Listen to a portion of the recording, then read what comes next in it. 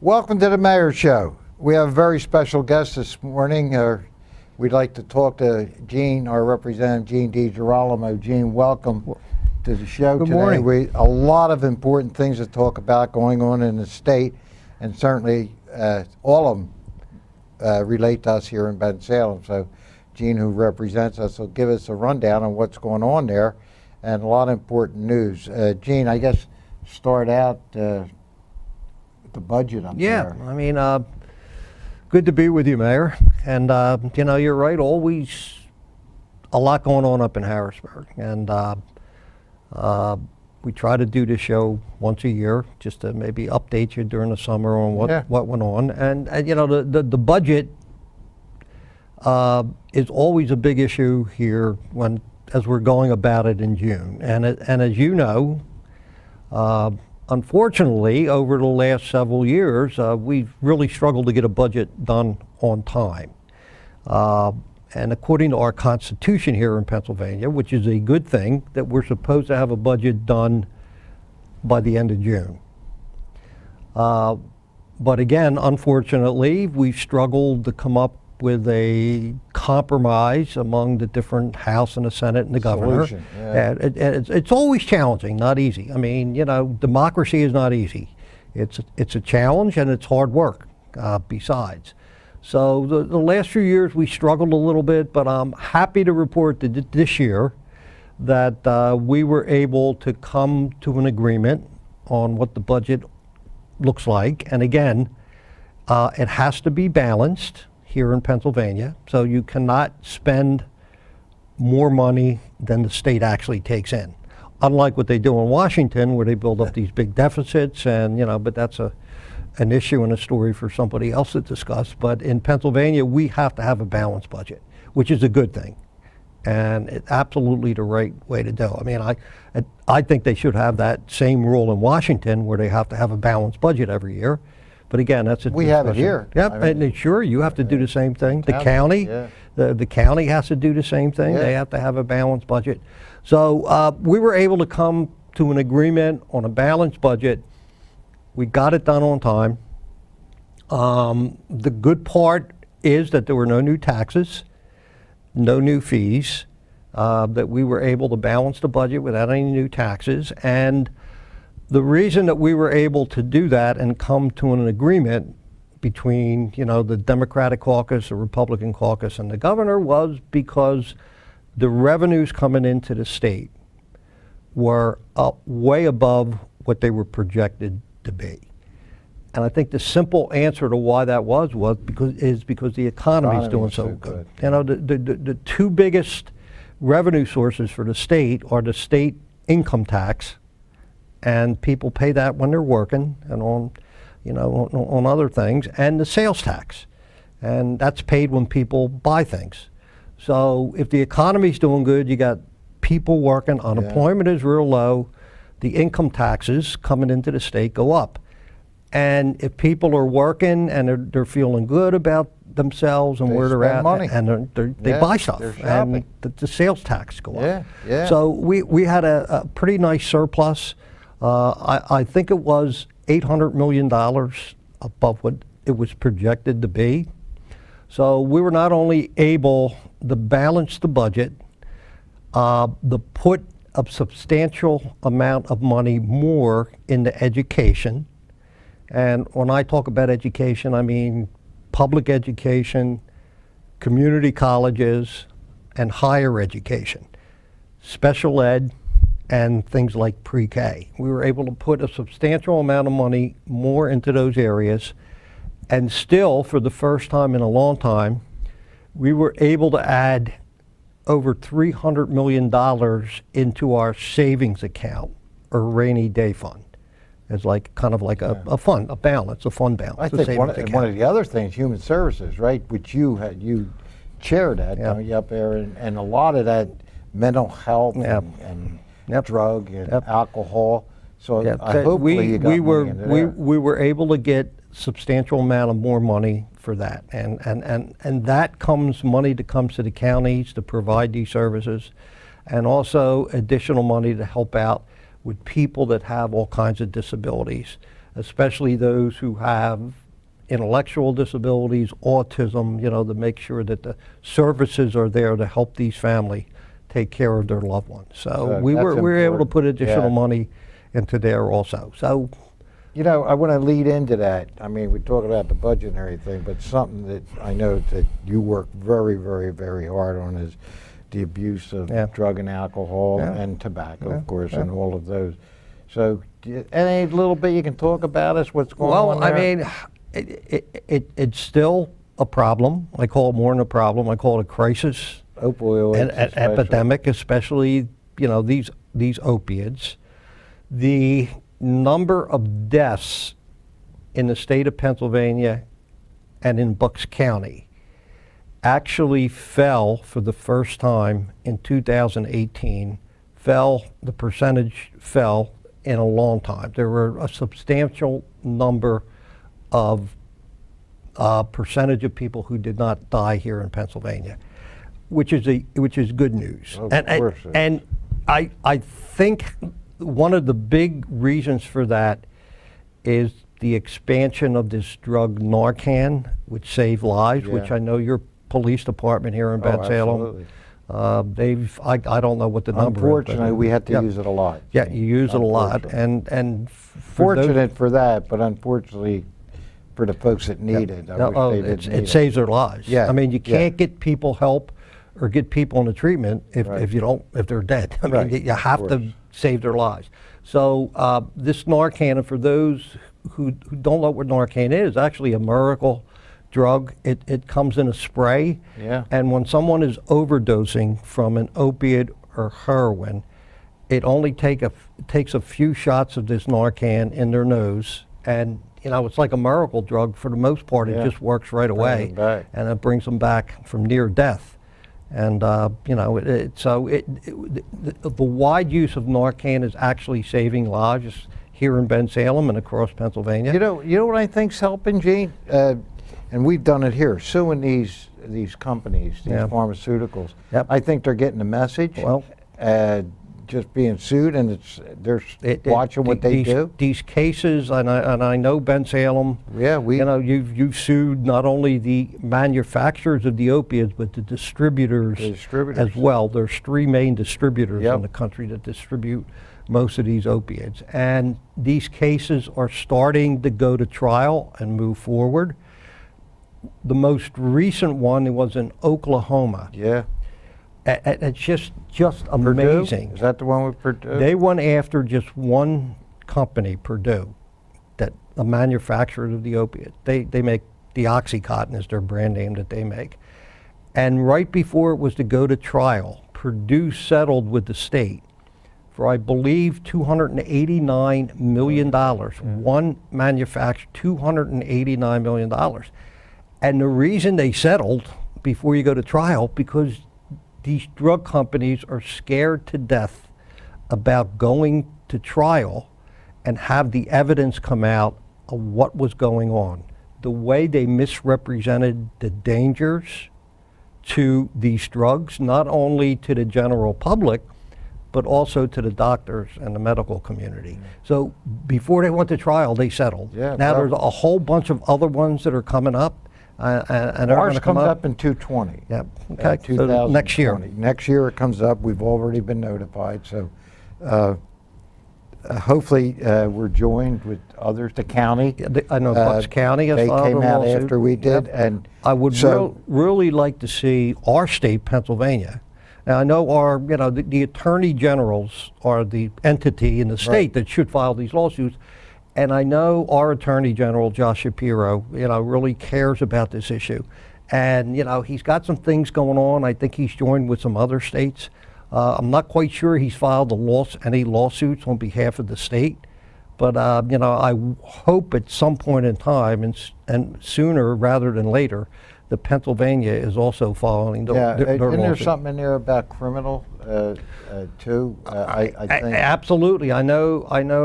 Our Attorney General has joined in the criminal investigation. That's where I knew he did. I mean, and if you see some of the things that went on, I mean, and the federal government and the Department of Drug Enforcement, I mean, they I think they've really been lax Dropped the in ball. looking in and enforcing some of these laws. I mean, they just recently came out and they had to do it because some people filed a lawsuit to see where these drugs are going.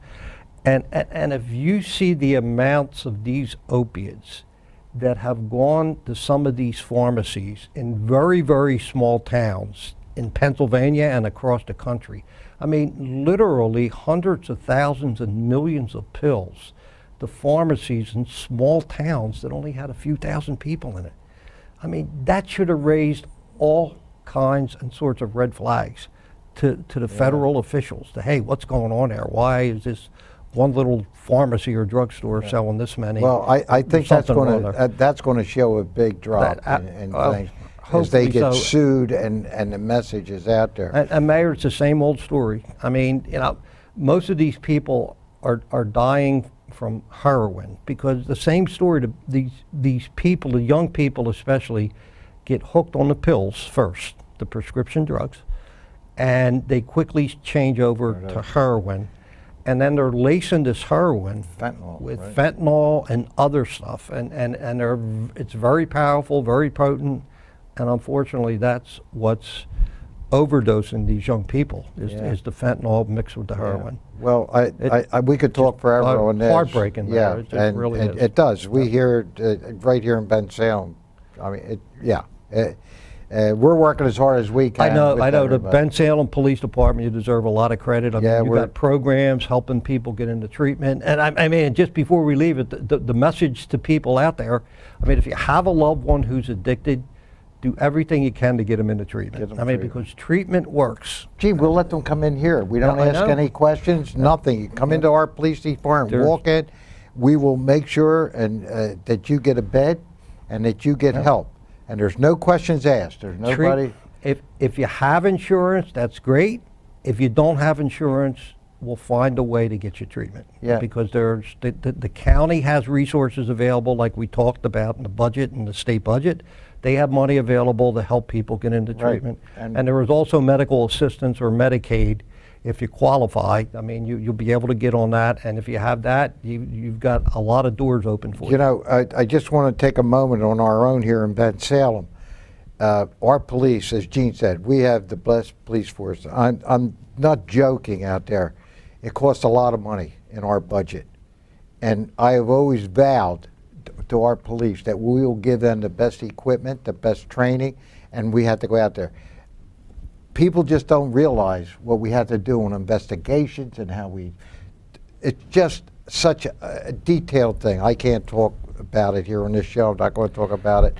But I just want you to know that our police are the best trained, and we will continue to support them in every way we can. Yep. And I've vowed to that, and I always have. Yeah. So You've got a program here with the police department. If you've got a problem, you can walk into the police department and they will help you, That's that simple. take you, get into treatment. it is that simple. I know you think nothing's simple, but if you have a problem or parents know there's a problem, come to the police department. We're not going to ask you questions. We're not going to say, sign this, sign that.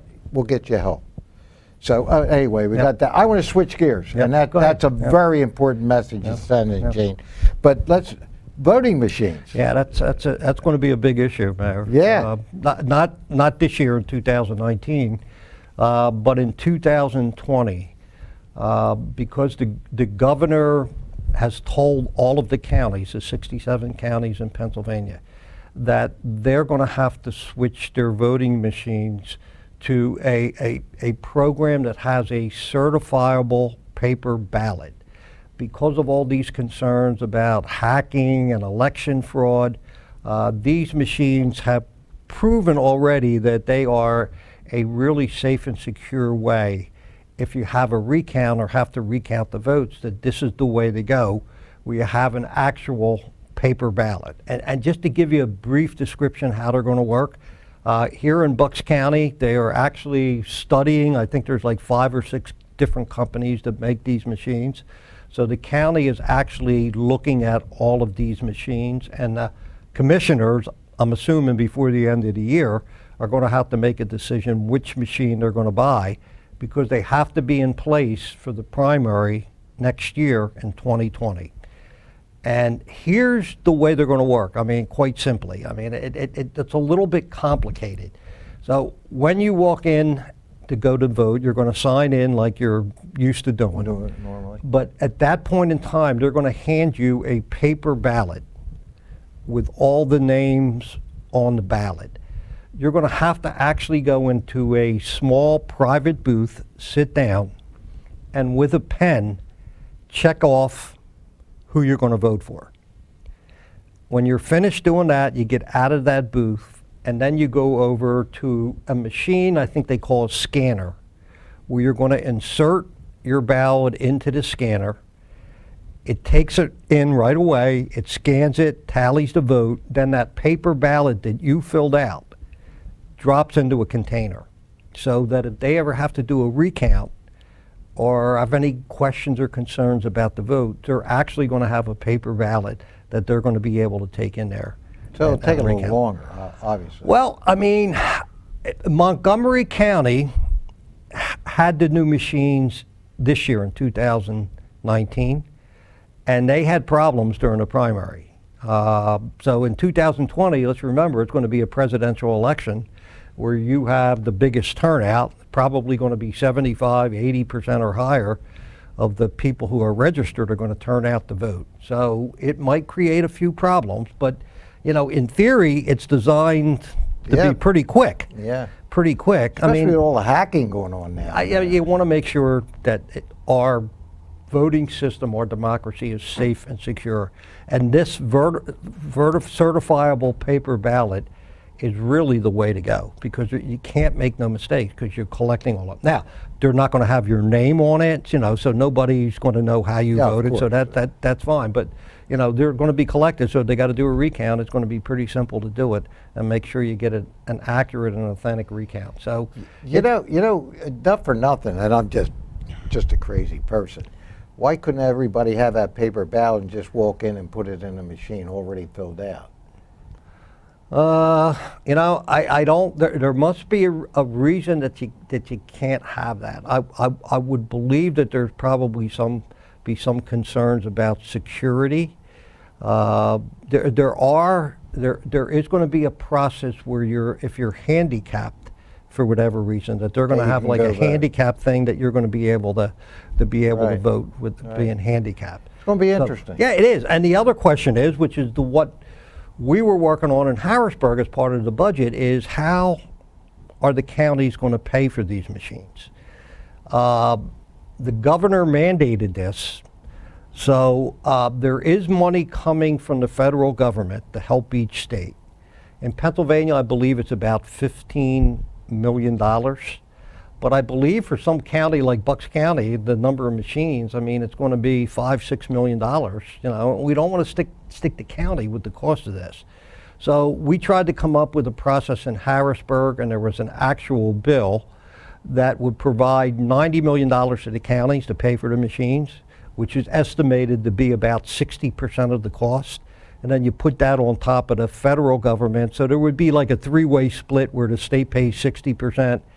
The federal government comes in and kicks in another 10+%. So then the counties are paying only probably about 20 or 25% of the actual cost, which to me seems that would be a fair thing to Yeah. do. So we actually had a bill that would give the counties that $90 million, and the state was going to float bonds to pay for it. But unfortunately got tangled up with a few other issues in the bill, and it passed the House and the Senate, and the governor vetoed the bill because he didn't like the other provisions in there that dealt with. The one provision that was the controversial part. Now when you go in and vote, you can vote straight Democrat or straight Republican. You don't have to go check every name of who you want to vote for. If you wanted to vote straight Republican, you just hit the one lever, you know, and you vote for all the Republican candidates. You want to vote straight Democrat, you do the same thing. The Republicans inserted in the bill that would no longer be the case in Pennsylvania, that you would have to go check so it became a political issue, with some of the Democrats claiming that, you know, it was meant to not allow Democrats the opportunity to vote straight Democrat. So the governor vetoed the bill because of that. So what Okay. I've done, I've introduced a bill, Mayor, that would actually give the counties the same amount of money the way the governor wanted to do it, but without those other provisions in it. So we'll see if we can, in the Get fall, that we go through. back and we can get that passed. A lot going on. It is. One of the things I know we got a lot to talk about. One of the other things is really important is I know there's a drive going on by not the governor, but The lieutenant governor. about legalizing marijuana. Yeah, I mean, he has made it a priority of not only him, but I think the governor's in favor of doing it also. He did like a listening tour across the state of Pennsylvania. He was here in Bucks County up at the community college, I think in April or May, trying to get public input on whether they think it's a good idea or a bad idea. I think for the most part, the people that showed up at these public hearings were kind of people who are really in favor of legalizing marijuana. Now, let's not forget, we do have medical marijuana sure. here in Pennsylvania, which I think has been working out really well. Recently, there's a commission that's formed to study if they want to expand the use of medical marijuana, and they recently came up with a bunch of ideas to expand medical marijuana. So I mean, I think that's been working pretty good, the medical marijuana program here in Pennsylvania. But I really do have some concerns about legalizing marijuana, and I just don't know what kind of message that sends to our children. I really don't. I mean, there's no question about marijuana is a gateway drug. And I'll bet you if you talk to people who are on heroin or methamphetamine or all these other drugs, I bet many of them started out drinking alcohol. Now let's not forget alcohol is it's still the worst, most abused yeah. drug. It really is. And smoking pot or marijuana. So I mean, it's kind of like a gateway drug. Now, if you want to talk, and I get this, if you want to talk about decriminalizing the use of small amounts of marijuana, not making it a misdemeanor or a felony, but maybe making it kind of like what a traffic citation would be, where you don't get a permanent criminal record, which is hurting a lot of people because they've gotten that on their criminal record that they were caught with marijuana. If you want to talk about decriminalizing the use of marijuana, I would be okay with that, depending on what it looked like. But I just don't like the idea of legalizing marijuana. We're one of the last ones with the DARE program. Yep. I mean, we still, and I believe in the DARE program. I go to all of the DARE programs with the kids. I mean, our cops are teaching them marijuana is not a good drug. Of course they do. It's Well, so I mean, what message does that send once you say, you can say you can go buy a pack of cigarettes when you're 18 now or something, and you know how that's abused, and I don't know. I still think marijuana is a dangerous drug. I do too. And some of the studies that come back from a few of these states already have it, like California and Colorado, and a few other states already have legalized marijuana, and some of the reports that we're getting back are not good, especially with the increased use among our young people, even at a legal age or under a legal age. I mean, I just don't think that's a good. Again, decriminalization for small amounts of personal use. I mean, I think we could do something with that. But as far as legalizing marijuana,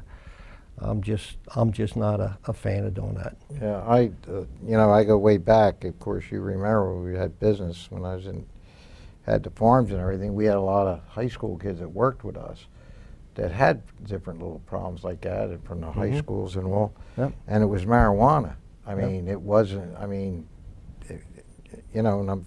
and I do know it led to other drugs with some of them. Yep. So I think it's a tough situation. It is, and I like to mention this all the time. We talk about alcohol, but alcohol still is the number one abused drug. I mean, alcohol. I mean, the heroin, the opiates. I mean, they get all the the publicity and attention, and it's marijuana, but alcohol by far is still the number one abused drug and causes the most problems, as far as domestic abuse. No question about it. Problems with families, destroying families and pulling them apart, accidents and deaths. I mean, it's still alcohol, still the number one abuse drug. It's a shame, but so many things become addictive. That what are used, like you say, if you want to say recreational, whatever, but then they become addictive, and the problems persist after that. Yep. I'll give you the last say. What do you want to talk about? Anything in particular? Mayor, I mean, as far as the state goes, I mean, I think we're in a pretty good, position right now. Unemployment's down. The economy seems really good.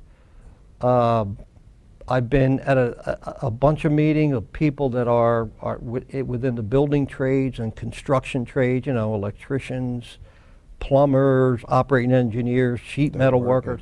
They're all busy. I mean, they're all they're all working. They're all busy, and I think that's a good sign as far as the economy goes. So I mean, education needs to be a priority. I mean, I know a lot of our public school districts are struggling. I mean, the good news in the budget, again, which I forgot to mention, that Ben Salem Township did very, very well this year in the budget. They got an increase, I believe, of close to 7% from last year in basic education, which was one of the biggest, the Ben Salem School District, which was one of the biggest increases of any school district in the state. So they did very, very well this year. I'm proud, happy to report. So we've got to take care of our most vulnerable people. I mean, we have to make sure we take care of them, and whether it's moral issue. mental health issues or people with all kinds of disabilities, and our senior citizens. I think the mental health issue is something that needs to be increased. If people don't realize it, and plus we've got a shortage in the state. I mean, we've got a big mental health problem, but we've got a shortage in the state of doctors and providers who help people with mental health issues as well. I mean, and that's another area I think that it's important that we address that as well. Well, I know you're back to session soon. We go back soon in September. There, the beginning of September, we go back into session. Yeah. Okay. Lots of work to do. We do. Lots of work to. I want to thank you for all you do, Good Jane. to be with you, Mayor. God bless you. God bless you and, too. Until next time, everybody. God bless.